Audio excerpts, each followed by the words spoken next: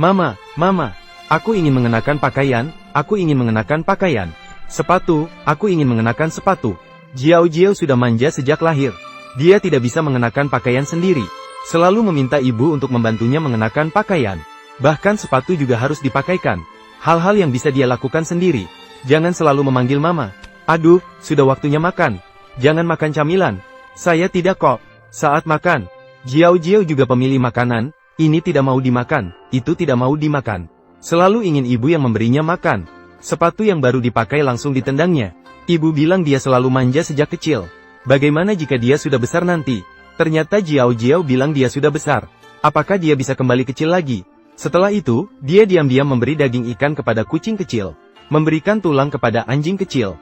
Dia juga menggendong bebek kecil. Dia meletakkan bebek di atas meja untuk makan makanannya sendiri. Setelah makan habis satu mangkuk nasi, bebek kecil terlalu kenyang sampai tidak bisa berjalan lurus. Jiao Jiao melihat tingkah lucu bebek itu dan tertawa senang. Dia mendekat dan mengelus bebek itu dengan lembut. Ternyata bebek kecil semakin besar. Jiao Jiao sangat ketakutan. Saat dia berlari, awan muncul di bawah kakinya.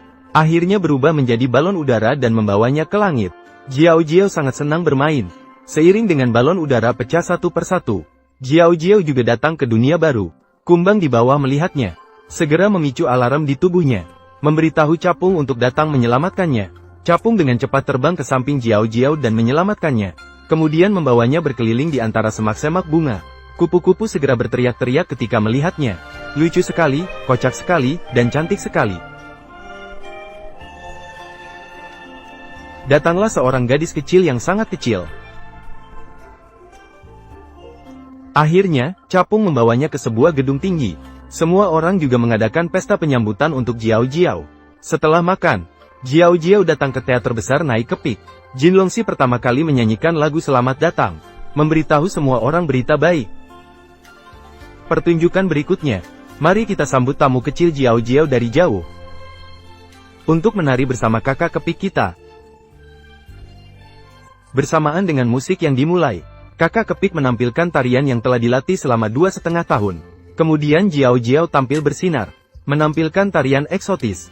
Semua orang bertepuk tangan dan memberi tepuk tangan. Namun, kemudian Jiao Jiao jelas kelelahan. Akhirnya bahkan langsung pingsan di atas panggung. Kakak Ladybug sangat khawatir. Segera membawa Jiao Jiao kembali untuk dia istirahat dengan baik. Ketika Jiao Jiao bangun lagi, namun mendengar perkataan jahat serangga di sebelahnya. Apa yang harus saya lakukan sebagai pertunjukan menarik? Hihi, kamu bilang lucu ya? Jiao Jiao kecil tidak berdaya. Tidak punya energi untuk menari. Hehe, pasti dia adalah anak malas. Membuat ibunya marah. Hahaha. Pasti dia tidak mendengarkan ibunya. Dikeluarkan oleh ibunya. Jiao Jiao, oh Jiao Jiao. Tidak bisa menari melebihi Ladybug. Melihatnya menjadi lelucon. Jiao Jiao menangis sedih setelah mendengarnya. Keesokan harinya dia pergi naik kura-kura kecil. Tidak disangka dia lagi diejek oleh kata-kata katak di sampingnya. Kamu ya? Hahaha. Gadis kecil, manja sekali, meminta orang untuk membawanya, tidak masuk akal. Dia tidak peduli saat orang lain kesulitan. Seperti memiliki kaki tanpa kaki. Siapa bilang, aku masih bisa berlari? Ah, aku tidak percaya. Baiklah, mari kita adu lari. Berlomba dengan aku, haha. Lebih baik kamu berlomba dengan kura-kura dan siput. Jiao Jiao kemudian menyibak rambutnya. Melompat dari punggung kura-kura dan mulai berlari. Kura-kura dan siput segera mengikuti. Tapi siapa sangka kecepatan mereka begitu cepat. Dalam sekejap, mereka meninggalkan Jiao Jiao jauh di belakang. Jiao Jiao langsung pusing setelah berlari sebentar. Akhirnya dia langsung terduduk di tanah dan mulai menangis. Kura-kura dan siput segera kembali untuk menghiburnya. Namun Jiao Jiao mulai manja lagi. Menangis terus bukanlah tanda anak yang baik. Ding ding ding, sungguh memalukan. Sungguh memalukan sekali lagi. Keesokan harinya, lebah kecil bersiap-siap untuk membawa Jiao Jiao bekerja. Namun kupu-kupu berkata bahwa dia sama sekali tidak bisa. Untuk membuktikan dirinya, Jiao Jiao segera bergabung dengan tim pengangkut nektar. Namun karena Jiao Jiao dibesarkan dengan nyaman sejak kecil, Jiao Jiao bahkan tidak bisa mengangkat beban ini.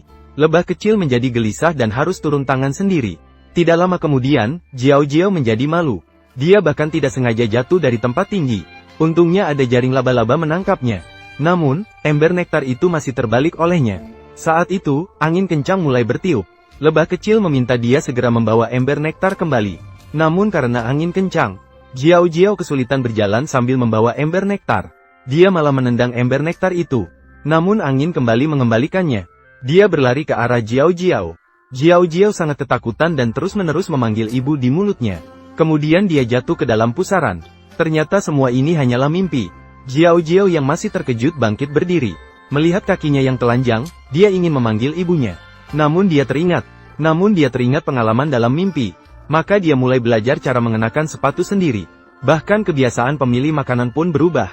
Ini adalah film pendek animasi yang dirilis pada tahun 1980. Ini mengajarkan kita untuk tidak memanjakan anak terlalu berlebihan. Kasih sayang yang tepat dapat mendorong mereka maju dengan berani. Namun jika terlalu dimanjakan, anak-anak akan mudah kehilangan tanggung jawab. Mereka akan menghindar saat menghadapi rintangan. Kita harus membiarkan anak-anak menghadapi masalah mereka sendiri. Belajarlah untuk menangani masalah sendiri. Hanya